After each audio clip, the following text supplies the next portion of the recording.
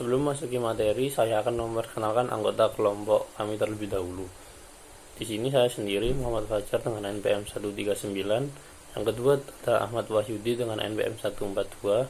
Yang ketiga ada Vela Angelia dengan NPM 167. Yang keempat ada Vidya Dwi Junior dengan NPM 176. Yang kelima ada Nia Anggraini dengan NPM 178. Yang keenam ada Nadia dengan NPM 200. Materi yang pertama, perencanaan strategis. Perencanaan strategis adalah proses mengidentifikasi tujuan, strategi, dan sumber daya organisasi jangka panjang. Perencanaan strategis dimulai dengan pernyataan misi yang mencerminkan visi, tujuan, dan nilai-nilai perusahaan. Pernyataan misi biasanya berfokus pada tantangan dan tujuan jangka panjang. Pentingnya pemangku kepentingan perusahaan dan komitmen terhadap peran perusahaan sebagai warga korporat. Yang selanjutnya ada analisis SWOT. SWOT merupakan singkatan dari Strength, Weakness, Opportunities, dan Threats, yang artinya kekuatan, kelemahan, kesempatan, dan ancaman. Analisis SWOT dapat berfokus pada produk atau proyek tertentu, divisi operasi, atau seluruh perusahaan, ataupun pernyataan misi itu sendiri. Tujuan keseluruhannya adalah menghindari pencarian sasaran yang tidak realistis, tidak menguntungkan, atau tidak dapat dicapai. Analisis SWOT meneliti sumber daya teknis, manusia, dan keuangan suatu perusahaan. Saat proses SWOT berlanjut, manajemen meninjau sumber daya tertentu, operasi bisnis, dan aset berharga. Analisis SWOT perusahaan biasanya dimulai dengan pertanyaan ini. Untuk strength, apa kekuatan kita dan bagaimana kita dapat menggunakannya untuk mencapai tujuan bisnis kita. Yang kedua, weakness, apa kelemahan kita dan bagaimana kita dapat mengurangi atau menghilangkannya. Yang ketiga ada opportunities atau kesempatan, apa saja peluang yang kita miliki dan bagaimana kita berencana untuk memanfaatkannya. Yang keempat ada threats, apa saja ancaman kita dan bagaimana kita dapat menilai, mengelola, dan menanggapi kemungkinan resikonya. Yang selanjutnya ada peran Departemen IT. Seorang analis sistem harus tertarik pada perencanaan strategis karena hal ini mencerminkan tingkat keterlibatan yang lebih tinggi dalam mendukung arah proyek. Analis yang berpengalaman tahu bahwa perencanaan sangat penting untuk keberhasilan proyek IT dan harus dimulai sedini mungkin. Perencanaan yang cermat dapat membantu memastikan bahwa 1. Proyek mendukung strategi bisnis dan kebutuhan operasional secara keseluruhan. Kedua, ruang lingkup proyek didefinisikan dengan baik dan dinyatakan dengan jelas.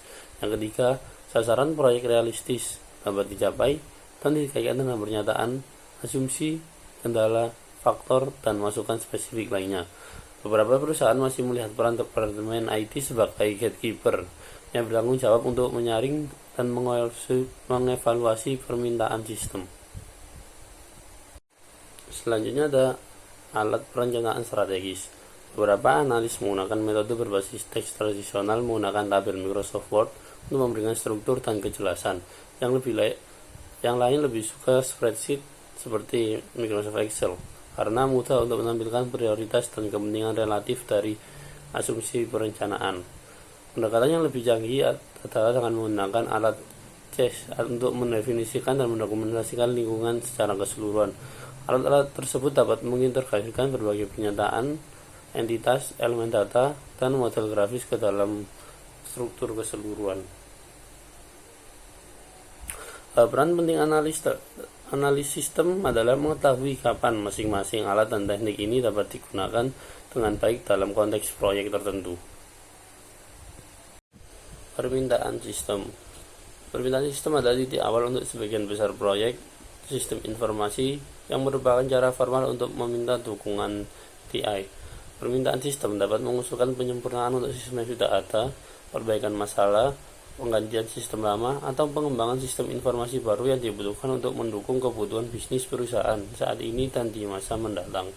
6 alasan utama permintaan sistem. Yang pertama ada kontrol yang lebih kuat. Suatu sistem harus memiliki kontrol yang efektif dan untuk memastikan bahwa data aman dan akurat. Hal ini menjadi semakin penting mengingat banyaknya pelanggaran data yang tampaknya terjadi setiap hari. Beberapa kontrol keamanan umum meliputi kata sandi, berbagai tingkat akses pengguna, dan enkripsi, atau mengkodekan data untuk menjaganya tetap aman dari pengguna yang tidak berwenang. Yang kedua, mengurangi biaya. Sistem yang ada saat ini mungkin mahal untuk dioperasikan atau dirawat karena masalah teknis, kelemahan desain, atau perubahan tuntutan bisnis. Di sisi lain, analisis biaya manfaat mungkin menunjukkan bahwa sistem baru akan lebih hemat biaya dan memberikan dukungan yang lebih baik untuk tujuan jangka panjang. Yang ketiga, ada informasi lebih lanjut. Sistem tersebut mungkin menghasilkan informasi yang tidak memadai, tidak lengkap, atau tidak dapat mendukung kebutuhan informasi perusahaan yang terus berubah. Yang keempat, kinerja yang lebih baik. Yang kelima, ada peningkatan layanan. Permintaan sistem seringkali ditujukan untuk meningkatkan layanan kepada pelanggan atau pengguna di dalam perusahaan. Yang keenam, dukungan lebih lanjut untuk produk dan layanan baru. Produk baru dan layanan seringkali memerlukan jenis atau tingkat dukungan TI yang baru. Yang selanjutnya ada faktor-faktor yang mempengaruhi proyek sistem. Keputusan yang diambil oleh perusahaan proyek TI dipengaruhi oleh dua faktor, yaitu faktor internal dan faktor eksternal perusahaan. Yang pertama, faktor internal. Faktor internal yang pertama ada rencana strategis. Rencana strategis perusahaan menetapkan arah keseluruhan bagi perusahaan dan memiliki dampak penting pada proyek. Sasaran dan tujuan perusahaan yang memerlukan dukungan TI akan menghasilkan permintaan sistem dan mempengaruhi prioritas. Yang kedua, manajer utama. Karena diperlukan sumber daya yang signifikan, manajemen puncak biasanya memulai proyek berskala besar. Keputusan tersebut seringkali merupakan hasil dari tujuan bisnis strategis yang memerlukan sistem TI baru, informasi lebih banyak untuk proses pengambilan keputusan, atau dukungan yang lebih baik untuk sistem yang sangat penting. Yang ketiga, ada permintaan pengguna. Karena pengguna lebih mengandalkan sistem informasi untuk menjalankan pekerjaan mereka cenderung meminta lebih banyak layanan dan dukungan TI. Yang keempat, Departemen Teknologi Informasi. Permintaan proyek sistem juga datang dari Departemen TI itu sendiri.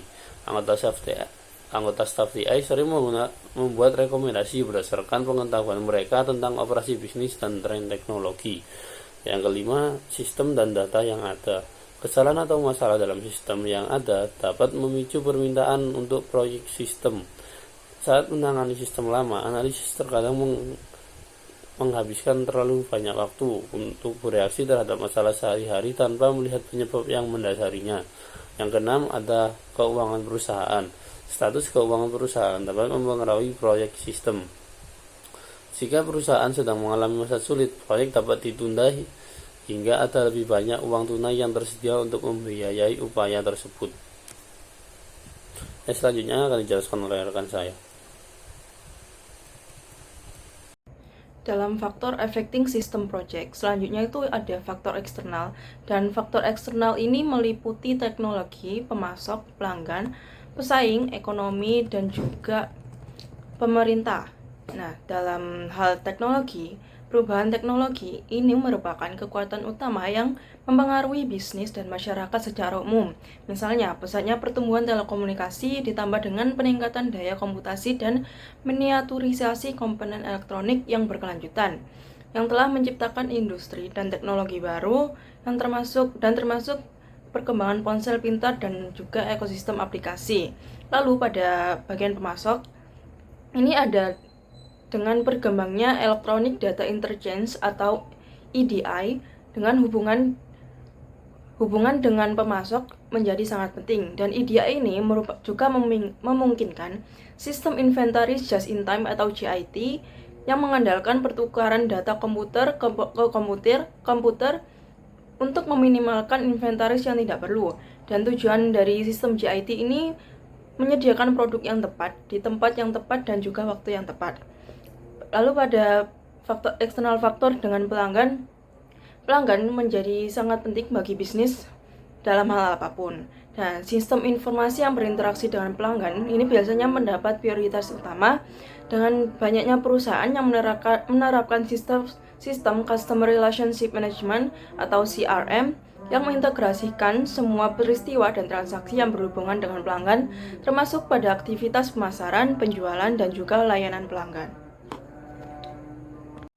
Dalam permintaan sistem pemrosesan dari sebagian besar organisasi pada Departemen IT ini menerima lebih banyak permintaan sistem daripada yang mereka dapat tangani, dan beberapa organisasi ini banyak menugaskan tanggung jawabnya untuk mengevaluasi permintaan sistem kepada Group of Key Managers and Users. Dan banyak perusahaan juga menyebut kelompok tersebut sebagai komite dari peninjau sistem atau komite sumber daya komputer. Dan terlepas dari namanya tersebut, tujuan dari komite ini itu untuk menggunakan atau menggabungkan penilaian dan pengalaman beberapa dari analis untuk mengevaluasi permintaan proyek. Dalam permintaan sistem pemrosesan ini, yang pertama itu ada formulir permintaan sistem. Nah, ketika sistem ini meminta formulir untuk diterima, sistem analis atau manajer IT ini memeriksa untuk menentukan apakah sumber daya IT yang diperlukan untuk pendahuluan dari penyelidikan, dan orang yang ditunjuk atau panitia dari komite tersebut kemudian memutuskan apakah akan melanjutkan dengan penyidikan awal atau dan juga terkadang dalam situasi tersebut memerlukan untuk respon secara segera. Lalu ada alat permintaan sistem, dan ketika jumlah permintaan yang diajukan melalui formulir ini otomatis menjadi atau secara signifikan digunakan ketika permintaan berasal dari sumber internal maupun pelanggan eksternal. Dan alat permintaan ini memiliki sistem special purpose yang dapat digunakan untuk membantu mengelola alur kerja. Lalu ada komite peninjau sistem. Dari komite peninjau sistem ini, sebagian besar perusahaan itu menggunakan komite peninjau sistem untuk mengevaluasi permintaan dari sistem. Daripada mengandalkan satu individu, pendekatan komite ini digunakan untuk menyediakan beragam hal dari pengalaman maupun pengetahuan. Lalu dari sudut pandang yang lebih luas, panitia ini dapat membentuk prioritas yang lebih efektif dibandingkan dengan individu dan memiliki kecil kemungkinan untuk memengaruhi bias yang dimiliki oleh satu keputusan. Menilai kelayakan permintaan. Dalam permintaan sistem itu harus melewati beberapa tes untuk melihat apakah ada langkah baik untuk langkah selanjutnya. Lalu langkah pertama adalah mengidentifikasi sistem permintaan item yang tidak layak. Terkadang menilai kelayakan permintaan ini sederhana, dan juga dapat dilakukan dalam beberapa saat. Namun, jika permintaannya itu melebihi dari tersebut melibatkan sistem baru atau memiliki perubahan besar yang diperlukan dengan pencarian fakta dan penyelidikan ekstensif dalam bentuk studi kelayakan. Dan studi kelayakan ini merupakan penelitian menggunakan 4 tolak ukur utama untuk mengukur usulan. Yang pertama yaitu ada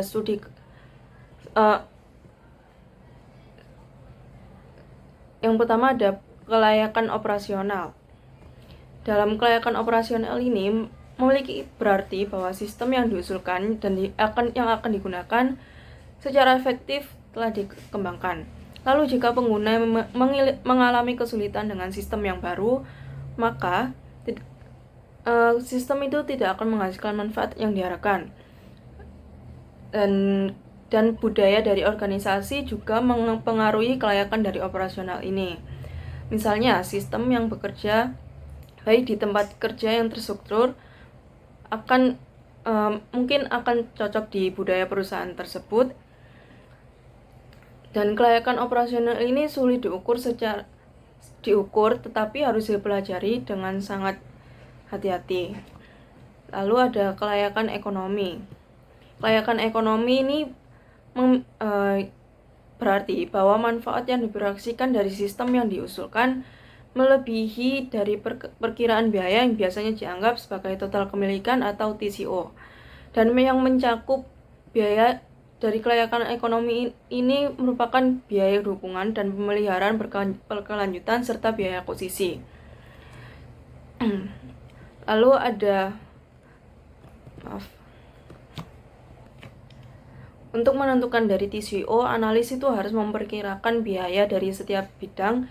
Contohnya orang-orang termasuk staf IT dan pengguna, perangkat keras dan peralatan, biaya konsultasi, biaya fasilitas, dan juga perkiraan biaya jika tidak mengembangkan sistem atau menunda proyek. Dan komite peninjau sistem akan menggunakan biaya bersama dengan perkiraan biaya untuk memutuskan apakah akan melanjutkan proyek setelah tahap penyelidikan awal. Di sini ada tangible benefits dan intangible benefits. Tangible benefits ini adalah manfaat yang dapat diukur dalam dolar dan manfaatnya dihasilkan dari penurunan biaya, peningkatan pendapatan, ataupun keduanya. Lalu pada intangible benefits merupakan keuntungan yang sulit diukur dalam dolar tapi penting bagi perusahaan. Lalu ada schedule feasibility lalu ada kelayakan teknis. Kelayakan teknis ini mengacu pada sumber daya teknis yang diperlukan untuk mengembangkan, membeli, menginstal, atau mengoperasikan sistem. Dan saat menilai kelayakan teknis, seseorang analisis suatu harus mempertimbangkan, yaitu apakah perusahaan ini memiliki perangkat keras, perangkat lunak, dan sumber daya jaringan yang diperlukan, dan apakah perusahaan memiliki keahlian teknis yang diperlukan. Lalu kelayakan yang selanjutnya itu adalah schedule feasibility, yang berarti bahwa suatu proyek ini dapat dilaksanakan dalam jangka waktu yang dapat diterima. Dan ketika menilai dari schedule feasibility ini, seorang analis itu harus mempertimbangkan interaksi antara waktu dan biaya, dan juga masalah lain yang berkaitan dengan kelayakan jadwal.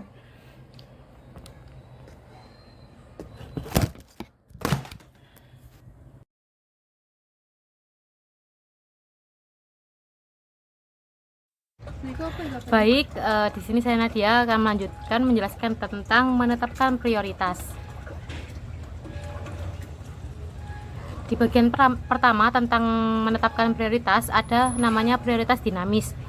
Nah, penting untuk dicatat bahwa banyak proyek bersifat dinamis. Misalnya, proyek yang telah mengadopsi metodologi Agile rentan terhadap perubahan cepat selama siklus pengembangan sistem. Perubahan ini dapat menyebabkan prioritas permintaan juga berubah. Misalnya, biaya akuisisi mungkin meningkat seiring berjalannya waktu, sehingga membuat proyek menjadi lebih mahal dari yang diantisipasi. Hal ini dapat mempengaruhi kelayakan ekonomi sejumlah permintaan. Selain itu, manajer dan pengguna terkadang kehilangan kepercayaan pada suatu proyek. Karena semua alasan tersebut, analisis kelayakan dan penetapan prioritas merupakan tugas berkelanjutan yang harus dilakukan selama proses pengembangan sistem. Prioritas tertinggi itu diberikan kepada permintaan proyek yang memberikan manfaat terbesar dengan biaya terendah dalam jangka waktu tersingkat. Namun banyak faktor yang mempengaruhi evaluasi proyek. Ada beberapa faktor, yaitu pertama, apakah sistem yang diusulkan akan mengurangi biaya, di mana, kapan, dan bagaimana, atau sebesar apa. Yang kedua, apakah sistem ini akan meningkatkan pendapatan perusahaan, di mana, kapan, bagaimana, dan dengan berapa harganya. Dan yang ketiga, akankah proyek sistem menghasilkan lebih banyak informasi atau menghasilkan hasil yang lebih baik, bagaimana, apakah hasil tersebut dapat diukur, dan masih banyak lagi. Selanjutnya ada proyek diskresioner dan non-diskresioner. Nah, dua ini ada perbedaannya. Yang pertama, proyek yang manajemennya memiliki pilihan dalam mengimplementasikannya disebut dengan proyek diskresioner. Sedangkan proyek yang tidak memiliki pilihan disebut proyek non-diskresioner. Membuat laporan baru untuk pengguna adalah contoh proyek diskresioner, dan menambahkan laporan yang diwajibkan oleh undang-undang federal baru adalah contoh proyek non-diskresioner. Banyak proyek non-diskresioner yang dapat diprediksi, contohnya termasuk pembaruan tahunan untuk penggajian, presentase pajak, atau perubahan triwulanan dalam persyaratan pelaporan untuk sistem pemrosesan asuransi. Dengan merencanakan proyek yang dapat diprediksi sebelumnya, Departemen TI mengelola sumber dayanya dengan lebih baik dan terus memberi informasi lengkap kepada komite peninjau sistem tanpa perlu persetujuan terlebih dahulu dalam setiap kasusnya. Baik, selanjutnya ada materi 2.9, yaitu investigasi awal, perencanaan investigasi awal. Sebelum memulai investigasi awal, penting untuk memberitahu orang-orang tentang investigasi tersebut dan menjelaskan peran analisis sistem. Rapat dengan manajer utama, pengguna, dan pemangku kepentingan lainnya seperti staf TI harus dijadwalkan untuk menjelaskan proyek, menjelaskan peran dan tanggung jawab, menjawab pertanyaan, dan mengundang komentar. Proyek sistem seringkali menghasilkan perubahan signifikan dalam operasi perusahaan. Karyawan mungkin penasaran, khawatir, atau bahkan menentang perubahan tersebut. Tidak mengherankan jika terjadi penolakan dari pengguna selama investigasi awal. Baik, di slide selanjutnya ada materi 2.9.2, yaitu melakukan investigasi awal. Nah, langkah pertamanya yaitu memahami masalah atau peluang. Jika permintaan sistem melibatkan sistem informasi baru atau perubahan substansial dalam sistem yang sudah ada, analisis sistem mungkin perlu dikembangkan atau menggambarkan profil bisnis yang menggambarkan proses dan fungsi bisnis saat ini. Dan langkah kedua yaitu tentukan cakupan dan kendala proyek. Menentukan cakupan proyek berarti mendefinisikan batasan atau cakupan spesifik dari proyek. Proyek dengan definisi definisi cakupan yang sangat umum beresiko mengalami perluasan secara bertahap tanpa otorisasi khusus dalam suatu proses yang disebut creep proyek. Untuk menghindari masalah ini, cakupan proyek harus didefinisikan sejelas mungkin. Selanjutnya ada langkah ketiga, yaitu lakukan pencarian fakta. Tujuan dari pencarian fakta adalah untuk mengumpulkan data tentang kegunaan, biaya, manfaat, dan jadwal proyek. Pencarian fakta melibatkan berbagai teknik yang dijelaskan di bawah ini. Akan dijelaskan di slide selanjutnya, yang bergantung pada informasi apa yang dibutuhkan untuk menyelidiki permintaan sistem. Pencarian fakta mungkin memakan waktu yang beberapa jam, hari, atau bahkan minggu. Langkah keempat yaitu menganalisis kegunaan proyek, biaya, manfaat, dan data jadwal. Selama pencarian fakta, data dikumpulkan tentang perkiraan biaya proyek, manfaat yang diantisipasi, dan masalah jadwal yang dapat mempengaruhi implementasi. Sebelum kelayakan dapat dievaluasi, data ini harus dianalisis dengan seksama. Jika wawancara dilakukan atau survei digunakan, data yang didapat harus ditabulasi agar lebih mudah dipahami. Slide selanjutnya ini tentang yang berkaitan dengan langkah nomor 3 yang tadi adalah pencarian fakta. Selama pencarian fakta, analis mungkin menganalisis bagan organisasi, melakukan wawancara, meninjau dokumen terkini, mengamati operasi, dan melakukan survei pengguna. Yang pertama adalah analisis bagan organisasi. Seorang analis tidak akan selalu mengetahui struktur organisasi departemen yang terlibat dalam penelitian. Bagan organisasi harus diperoleh untuk memahami fungsi dan mengidentifikasi orang yang akan diwawancarai. Dan yang terakhir adalah melakukan wawancara. Metode utama untuk memperoleh informasi selama investigasi adalah wawancara. Proses wawancara melibatkan serangkaian langkah-langkah. Di sini ada 7 langkah, yaitu tentukan orang yang akan diwawancara, tetapkan tujuan wawancara, kembangkan pertanyaan wawancara, persiapan untuk wawancara, lakukan wawancara, dokumentasi wawancara tersebut, dan evaluasi wawancaranya. Ingat bahwa tujuan wawancara adalah investigasi awal itu sendiri, untuk mengungkapkan fakta, bukan untuk meyakinkan orang lain bahwa proyek tersebut dapat dibenarkan. Peran utama analis dalam wawancara adalah mengajukan pertanyaan yang efektif dan mendengarkan dengan seksama. Yang terakhir, materi dari kelompok kami adalah merangkum hasil investigasi awal. Tugas akhir dalam investigasi awal adalah meringkas hasil dan rekomendasi yang dapat disampaikan kepada manajemen dalam bentuk laporan dan atau presentasi. Laporan tertulis dan presentasi lisan merupakan contoh kebutuhan analis sistem untuk mengembangkan keterampilan komunikasi yang kuat. Format khusus laporan investigasi pendahuluan bervariasi. Laporan yang umum mungkin terjadi dari bagian-bagian tersebut adalah nomor 1 yaitu pendahuluan, nomor 2 ringkasan permintaan sistem, nomor 3 temuan, nomor 4 rekomendasi, nomor 5 peran proyek, nomor 6 estimasi waktu, dan nomor 7 adalah manfaat yang diharapkan dari interview atau wawancara atau investigasi tersebut. Sekian dari kelompok kami, kurang lebihnya mohon maaf. Wassalamualaikum warahmatullahi wabarakatuh.